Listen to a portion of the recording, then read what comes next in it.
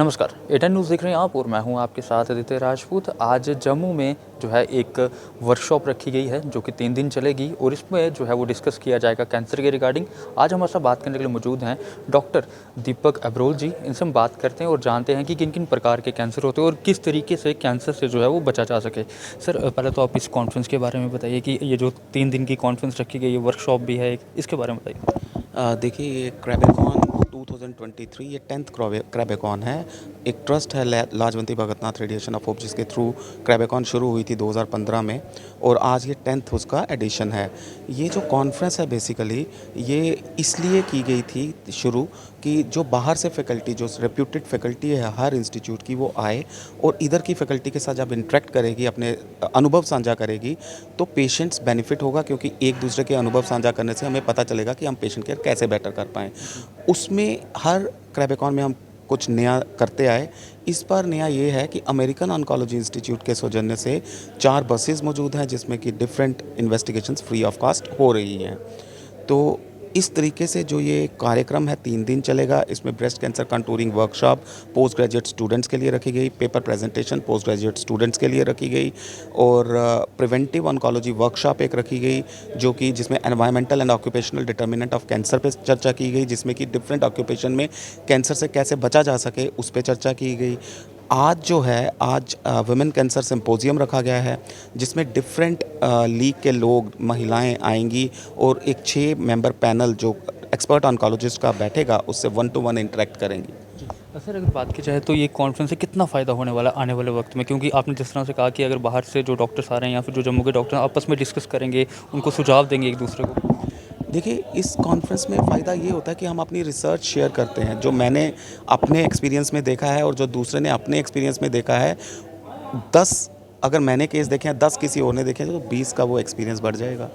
तो ये experience share होते हैं तो उससे पेशेंट केयर में डेफिनेटली बेनिफिट होता है। सर, देखा गया कि आजकल महिलाओं में काफ़ी ज़्यादा कैंसर की प्रॉब्लम देखने को मिल रही है, क्या कारण हो सकता है?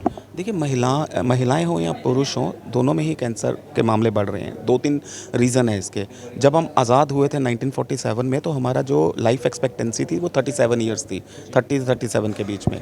आज की डेट में लाइफ एक्सपेक्टेंसी 70 ईयर्स है। तो एक लाइफ स्पैन बढ़ा है और ये लाइफस्टाइल रिलेटेड डिसऑर्डर है।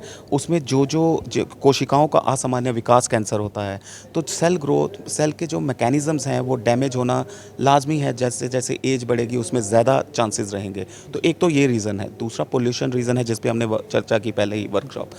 तो वो जो रीज़न्स हैं जैसे पोल्यूशन हो गया या जैसे लाइफस्टाइल चेंजेस हो गए, सीडेंट्री लाइफस्टाइल हो गया, हम सैर कम करते हैं, व्यायाम कम करते हैं, हरी पत्तेदार सब्जियों का या फलाहार का सेवन कम करते हैं, वसा युक्त भोजन बढ़ गया है, जंक फूड बढ़ गया है, सिगरेट तंबाकू की आदतें बढ़ गई हैं। तो इन चीज़ों से ये प्रॉब्लम होती है।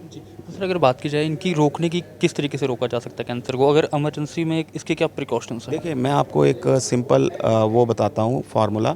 अपनी वेस्ट लाइन की तरफ ध्यान देना चाहिए। जैसे ही वेस्ट लाइन बढ़ने लगे तो हमें अपने खान पान की आदतों में परिवर्तन लाना चाहिए, अच्छी आदतें अपनानी चाहिए। हरी पत्तेदार सब्जियाँ और फलाहार का मौसमी फलाहार का सेवन करना चाहिए।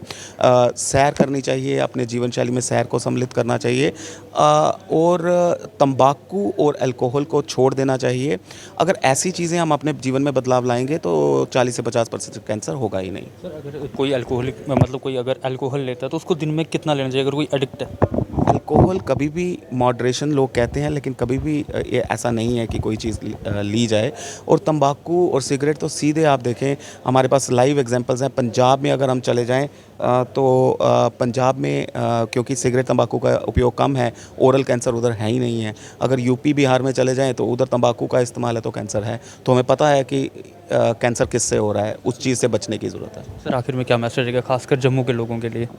जम्मू के लोगों का के लिए मेरा मैसेज यही रहेगा कि अपने जीवन शैली में बदलाव लाएं, सैर और व्यायाम को सम्मिलित करें, हरी पत्तेदार सब्जियों और फलाहार का सेवन करें, सिगरेट तंबाकू आदि की लत को छोड़ें।